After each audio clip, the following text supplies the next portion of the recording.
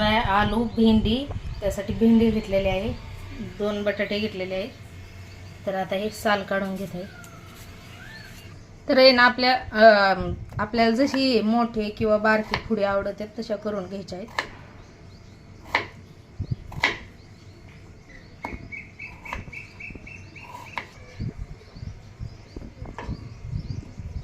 Cut करून पाण्यामध्ये टाकलेलं आहे. आता तर थोडी मोठाली किंवा छोटाली पण कट करून घेऊ शकता.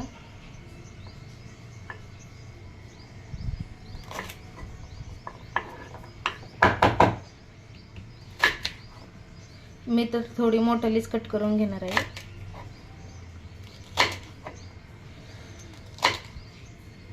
या पद्धतीने कट करून घेते. तर रिमझिम पाऊस आलेला आहे, एकदम केसावणी आहे, बारीक.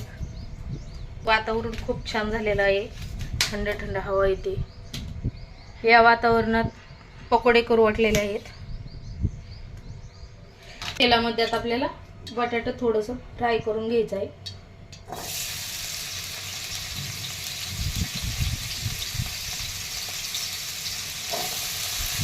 चवीनुसार थोडंसं मी मीठ टाकलेलं आहे बटाट्यामध्ये. बटाटा परतून घेतलेला आहे. आता या तेलामध्ये आपल्याला भेंडी परतायची आहे.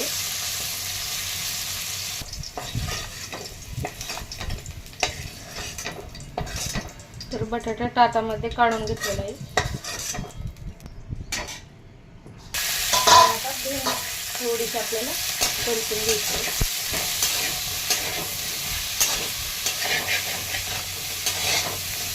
भेंडीमध्ये अर्धा लिंबू पिळून घेणार आहे.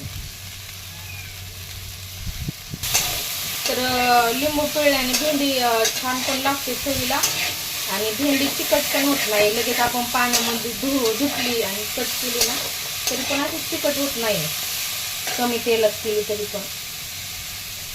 थोडंसं मी मीठ टाकीत आहे चवीनुसार.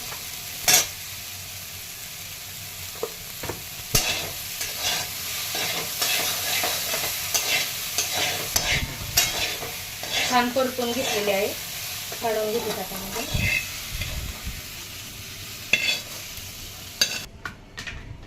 तर कढईमध्ये परत मी तेल टाकून घेत आहे.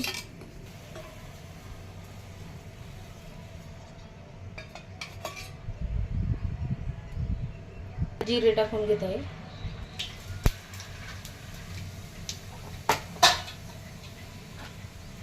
जिरे छान तडतडले का लसूण,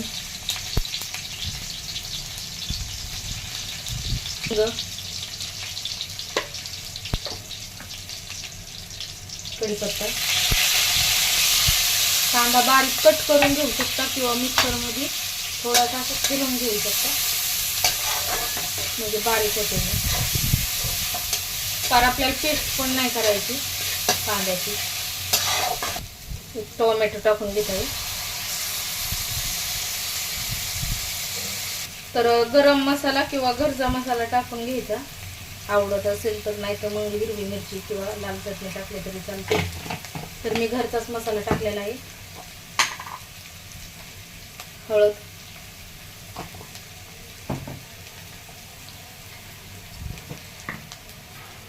आणि अर्धा चम्मच मिरची, लाल तिखट, चवीनुसार मीठ टाकून घ्यायचं आहे. भेंडी बटाटा परतताना तर टाकलेलंच आहे आपण.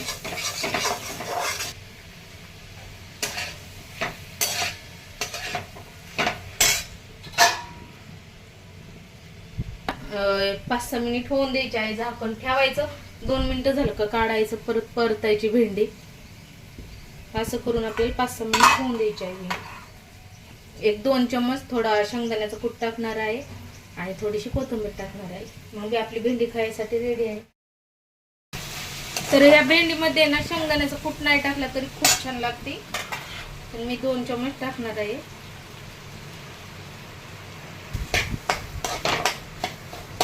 आणि कोथिंबीर.